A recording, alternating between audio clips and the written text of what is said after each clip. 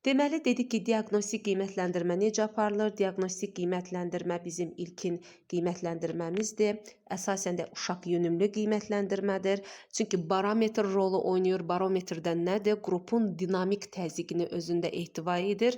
Eyni zamanda açar sözlərlə desək, diaqnostik özü ilkin qiymətləndirmə olmaqla yanaşı, burada differensial yanaşma özünü qoruyur. Differensial hər bir uşağa fərdi yanaşma, eyni zamanda indikator rolunu oynayır. İndikator da desək nədir? İndikator deməli göstəricilər deməkdir. Bu indikatorda nə üçün aparılır? Hansısa bir uşağın inkişafının izlənilməsi və inkişafın izlənilməsi nəticəsində həmin müqayisələr ki aparırıq, bu müqayisələrin aparılması ilə bağlı biz belə deyək indikatorlar yaradırıq, göstəricilər veririk. Demək, diaqnostik dəyərləndirmə, diaqnostik qiymətləndirmə ilkin qiymətləndirməmiz olaraq uşağın bilik və bacarıq səviyyəsinin qiymətləndirilməsidir. Eyni zamanda belə deyək, təlim prosesində, təlimin planlaşdırılmasında, strategiyamızda çevik dəyişikliklərin aparılmasıdır. Eyni zamanda uşağın baxın marağıdır, dünya görüşüdür, maraq potensial deyirik. Ümumiyyətlə uşağın yaşadığı mühit, ərazi haqqında məlumat almağımıza imkan verir. Çünki ilkin qiymətləndirməmizdir və uşaq yönümlü qiymətləndirmədir. Və eyni zamanda biz burada dedik ki, baxın, bilik bacarıq inkişaf səviyyəsini qeyd etdik. Eyni zamanda burada uşağın, baxın, müşahidədən istifadə edirsiniz. Bəli, çünki ilkin müşahidə olduqca önəmlidir. Burada fərdi söhbətlər apara bilərsiniz. Differensial fərdiliyi qeyd etdim. Uşaqlara fərdi tapşırıqlar verərək, uşaqlara hansısa bir oyunlar verərək, sadə tərzdə tapşırıqlar verərək uşağın ilkin qiymətləndirməsini müəyyən edə bilərsiniz. Burada da məqsəd təbii ki, yenə də deyirəm, müqayisə etmək yox, onun hazırki vəziyyətini bilməkdir. Daha sonra müqayisələr apara bilərsiniz. O heç, yəni biz orada indikator, göstərici rolunu qeyd etdik müqayisələr aparılmaq məqsədi ilə. Amma burada sırf məqsəd deyiriksə ki, məsəl üçün diaqnostik qiymətləndirmənin məqsədi nədir? Nə üçün biz ilkin qiymətləndirmə aparırıq? Çünki burada məqsəd uşağın hazırda, hal-hazırda müəssisəyə ayaq qoyduğu vaxtdan hal-hazırki vəziyyətini biləsiniz və uşağı gələcək inkişafı üçün də düzgün bir yol, düzgün bir istiqamət seçməyinizdir. Əgər valideyn sizə maddi və ya mənəvi dəstək göstərsə, nə edərsiniz? İstər maddi, istər mənəvi. Valideynin müəllimə maddi və ya mənəvi dəstək göstərməsi, yəni təbii ki, bunu biz təqdirə layiq, ilkin olaraq, yəni təqdirə layiq, xoş qarşılayarıq, təşəkkür edərək qarşılamalıyıq. Çünki burada müəllim əsas öz peşəkarlığını da qorumalıdır. Eyni zamanda uşaqlara münasibətdə heç bir ayrı seçkilik etməməlidir. Tutalım ki, hansısa bir uşağın valideyni mənə tutalım ki, maddi hörmət eləyir. Heç bunu əslində maddi tərəf elə bir mövzudur ki, biz bunu müsahibədə qeyd etməməliyik bir növ. Amma həqiqətən də maddi, mənəvi dəstəkdən söhbət gedirsə, əgər hər hansı bir valideyn, uşağın valideyni mənə hörmət eləyirsə, bu demək deyil ki, mən o uşağı üstün tutacam, digər uşaqlarla bir o qədər də marağım, qayğım olmayacaq. Xeyr, əsla. Yəni, heç bir halda, bax, ayrı seçkilik etməmək, bax, budur. Ayrı seçkilik etmədən hər uşağa eyni diqqət və ümumi qayğı göstərmək əsas, yəni önəmli olan olmazsa olmaz prinsiplərdəndir.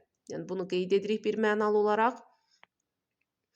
Bu da qısa konkret cavab tələb eləyir əslində. Çox uzatmağa, uzun-uzadı danışmağa gərək yoxdur. 7-ci sual. Məktəbəqədər kurikulum nəyi əhatə edir? Biz tezaurusda, ümumiyyətlə tezaurusun izahını verəndə orada da qeyd etmişdik ki, məsəl üçün dövlət standartı nədir, məktəbəqədər ümumiyyətlə təhsil nədir, müəssisə nədir, qiymətləndirmə nədir, təlim nədir, məzmun standartı nədir, eyni zamanda təhsil proqramımız kurikulum nədir?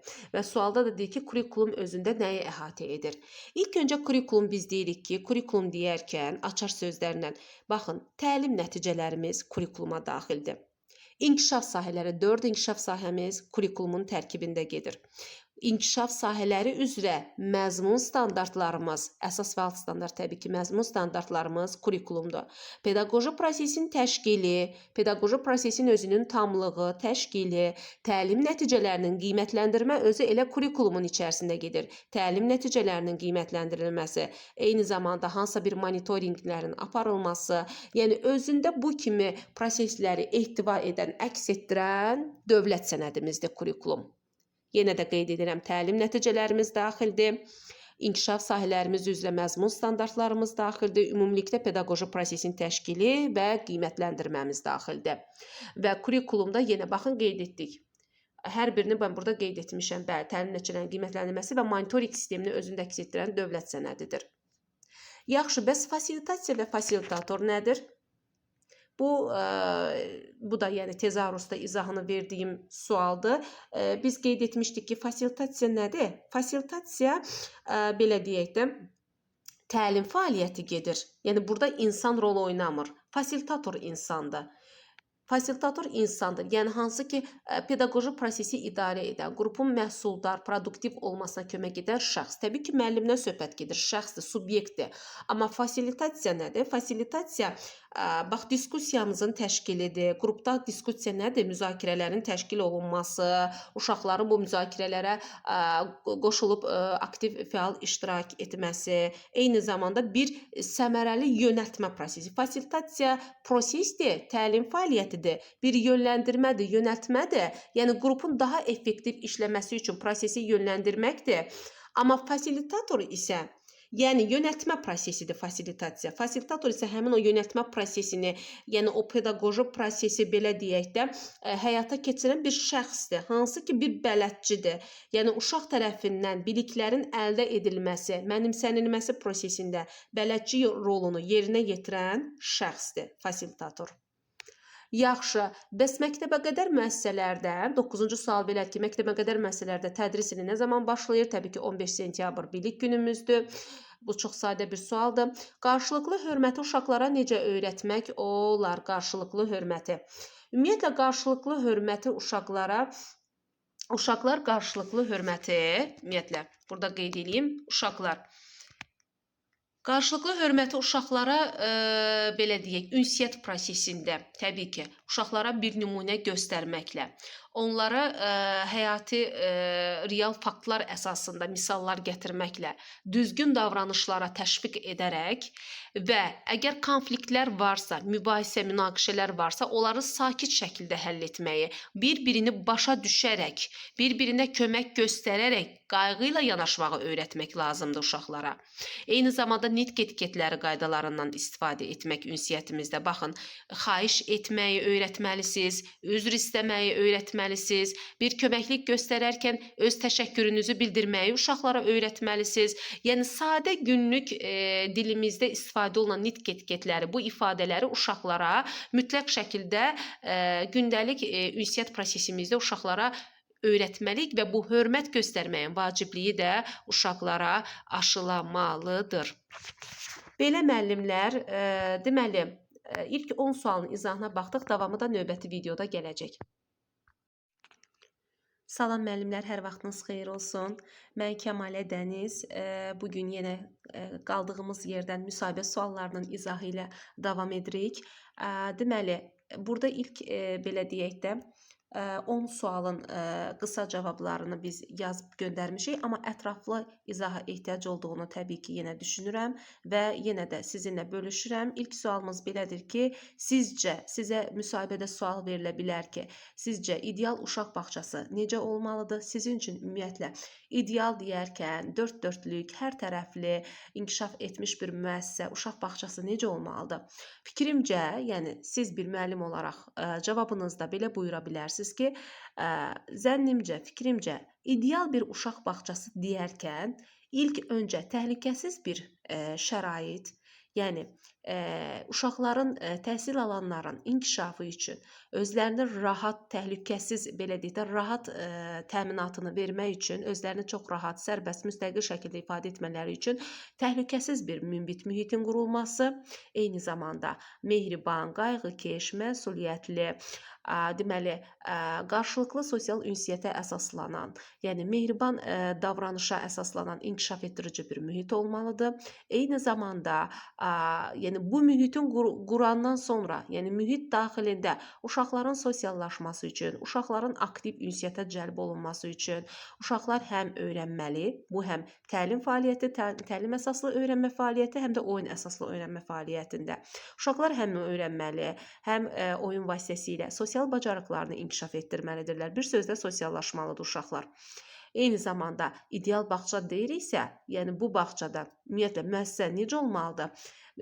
Təhsil verən şəxs tərəfindən uşağa ümumiyyətlə differensial yanaşma, yəni hər bir uşağa fərdi differensial yanaşma göstərilməlidir. Uşaqların maraqları, istəkləri, qabiliyyətləri, potensialları, yaş xüsusiyyətləri, hər bir şey nəzərə alınmalıdır. Uşaq yönümlü təhsilin bütün komponentləri, eyni zamanda da kooperativ əməkdaş bacarıqları güclü olmalıdır. Yəni müəllim və valideyn əməkdaşlığı da təbii ki, nəinki müəllim-uşaq münasibəti, eyni zamanda müəllim və valideyn əməkdaşlığı da əsas vacib şərtlərdən biri olmalıdır.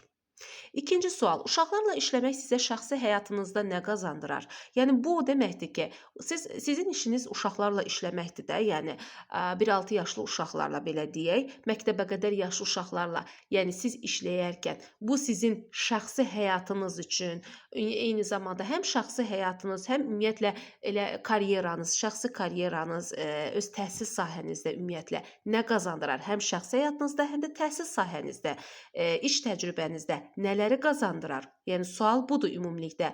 Bu sualın cavabı budur ki, yəni bu cür cavab verə bilərsiniz ki, uşaqlarla işləmək, təbii ki, işləməkdən böyük bir həzz alıram bir müəllim olaraq, böyük bir sevinç, məmnuniyyət, motivasiya, güc verir mənə, enerji verir mənə. Yəni onlarla səmimiyyət, belə deyək də, səmimi açıq dialoqa girmək, uşaqların səmimiyyəti, onların maraqları, dünya görüşü, eyni zamanda kiçicik bir nailiyyəti, kiçik bir uğurları, yəni mənim üçün dünyaları verir. Yəni mənim üçün, mənim bir təhsil verən şəxs olaraq mənə peşəkar, həm də şəxsi həyatımda yəni dönüş nöqtəmdir, belə deyək də, güc verir mənə. Çünki mənim öz, belə deyək də, müəllimin şəxsi və peşəkarlıq məsuliyyəti deyirik də, bax, əsas davranış, etik davranış prinsiplərində şəxsi və peşəkar məsuliyyəti daha çox ön plana çəkilir. Çünki uşaqların hər bir kiçicik nailiyyəti, onların uğuru, onların belə deyək də, üzünün gülüşü, üz gülüşü, onların kiçicik bir sevinci belə, yəni biz təhsil verən şəxs olaraq, müəllim olaraq, yəni bizim peşəkar, belə deyək də, və şəxsi həyatımızda, həm təhsil sahəmizdə, həm də şəxsi həyatımızda da böyük bir ilham mənbəyidir. Yəni bu iş sizə nəyi öyrədir? Yəni uşaqlarla işləmək sizə səbirli olmağı, daim uşaqlarla öyrənməyi və öyrətməyi və həyatı daha da pozitiv tərəfdən görməyi qazandırır. Bəli. Qrupda çox səs-küy yaranarsa nə edərsiniz? Yəni bu qrupda xaosun yaranmasına səbəb olma, yəni qarışıqlıq düşərsə, səs-küy, artıq bu məşğələnin pozulması, ümumiyyətlə fəaliyyətin pozulması deməkdir. Yəni bu həddə gətirib çatmaması üçün, bu vəziyyətin yaranmaması üçün siz bir müəllim olaraq nə edərsiniz? Əgər səs-küy yaranırsa, ilkin olaraq siz təbii ki, sakit bir tempdə, sakit vəziyyətdə, nəzakətli şəkildə uşaqların diqqətini birinci özünüzə yönləndirməlisiniz, motivasiyanı qurmalısınız. Daha sonra uşaqlara hansısa bir fəaliyyətə cəlb edə bilərsiniz. Oyunu və oyuna cəlb etmə, eyni zamanda onların məşğul olduğu fəaliyyətlərini maraqlı qaydada, yəni biz nə üçün deyirik, motiv qurma, motivasiya yaratmalıyıq, həvəs yaratmalıyıq. Orada bir fəaliyyətə cəlb etmə prosesi olmalıdır. Orada bir həvəs, maraq olmalıdır ki, uşaq adaptasiya olsun, uşağın diqqət əksikliyini aradan qaldırıb, uşağın diqqətini, motivasiyanı yaradaraq uşağın diqqətini məşğələ prosesinə cəlb etmək, əgər oyun əsaslı fəaliyyətdirsə fəaliyyətə cəlb etmək. Eyni zamanda deməli uşaqlara təbii ki, sakitləşməyə kömək edəcəksiniz. Daha sonra sakitləşdirici oyun və yaxud da təlim fəaliyyəti məşğələ tətbiq edərək nizam, intizamı, davranış qaydalarını bərpa etməlisiniz. Çünki hər bir uşaq, yəni artıq siz təksiz qrupdur, uşaq çoxdur. Hər bir uşağın etdiyi, hər bir uşaqdan yəni elədiyi hərəkət, çıxan səs görün nə dərəcədə sinif otağında xaosa səbəb olur. Ona görə də sizin üçün vacib məsələ o olmalıdır ki, yəni uşaqlar bu qaydadan qorxmamalıdır. Bu qaydanı belə deyək də çəkinərək, qorxaraq qəbul etməli yox, anlayaraq, başa düşərək qəbul etməlidirlər. Yəni siz burada bir növ qaydanı tətbiq edərkən bunu zor tətbiq edərək, uşaqlara məcburi olaraq yox, uşaqlara sevdirərək, uşaqları başa salaraq öyrədici xarakter təşkil etməlidir sizin bu qoyduğunuz qayda. Yəni cavab bu olmalıdır ki, yəni uşaq bunu qorxmasın, çəkinməsin, baskı altında özünü hiss etməsin ki, müəllimə bizi tətbiq eləyir, müəllimə bizi sıxır, müəllimə bizi cəzalandırır qayda tətbiq etməklə. Xeyr. Növbəti sual belədir ki, debat nədir? Bu sadə bir belə deyək də nəzəri bir sualdır. Yəni sadə də bir qaydada konkret, yəni cavabı konkret təşkil edəcək bir sualdır. Çünki konkret bir cavab istəyəcəklər ki, sizdən. Ümumiyyətlə debat deyəndə nə başa düşürsüz? Yəni debatı oxuyan şəxs, oxuyub məlumatı olan şəxs, müəllim cavab verməlidir ki, ümumiyyətlə müəyyən bir mövzu ətrafında tutalım ki, söhbətlər aparırıq da. Yəni bu dialoq şəklində də ola bilər, kollektiv şəklində də ola bilər. 2 və ya daha çox tərəfin təbii ki, o kollektiv olur artıq. Öz fikirlərini əsaslandıraraq, yəni hansısa bir mövzu ətrafında siz öz hər bir fikrini, öz şəxsi subyektiv fikrini ortaya qoyur, onu əsaslandırır, həmin o fikirlər üzərində arqumentlər gətirir, təhlil edir, analiz edir, dəlillərlə müzakirə etməsidir. Yəni debat müzakirədir. Qısa açar sözü debat nədir? Debat müzakirədir. Yəni bu iki tərəf arasında dialoq şəklində də ola bilər, çox tərəfli də, yəni kollektiv şəklində də kommunikativ bacarıqların inkişafı üçün, yəni müzakirələrin təşkil edilməsidir. Yəni debat məqsədi nədir? Məqsəd burada hansısa belə deyək də fikrin seçilib qalib gəlməsi yox, hansısa bir fikrin tərəflər arasında bir fikrin belə deyək də müsbət götürülüb onun qiymətləndirilməsi, qalib elan edilməsi yox. Burada sırf qoyulan mövzu ətrafında mövzunu dərindən anlamaq, mövzunu mənimsəmək, o mövzu haqqında dərin təhlil, tərkib, analiz, sintez aparmaq, arqumentləri dedik ki, arqumentlər gətirərək həmin dəlilləri, ümumi bir fikri müdafiə etmək, eyni zamanda da qarşılıqlı əməkdaşlığa əsaslanan sosial ünsiyyətin qurulmasıdır. Yəni qarşılıqlı əməkdaşlığa əsaslanan sosial ünsiyyət deyərkən qarşı tərəfin, yəni neçə nəfər ki oturub masa arxasında tutalım ki, müzakirələr aparırsa, debatın şərti ilə desək, yəni həmin o qarşı tərəfin də fikirlərinə hörmətlə yanaşmaqdır. Yəni konkret cavab budur. Debat. Yəni çox da uzun-uzadı deyil, həqiqətən də konkret bir cavab verirsiniz, kifayət eləyir. Diaqnostik qiymətləndirmə necə aparılır? Amma bu suala gəlincə isə biz qiymətləndirmə bizim olmazsa olmaz məktəbə qədərin ana mövzusu olduğuna görə burada artıq mən qısa konkret danışa bilməyəcəm.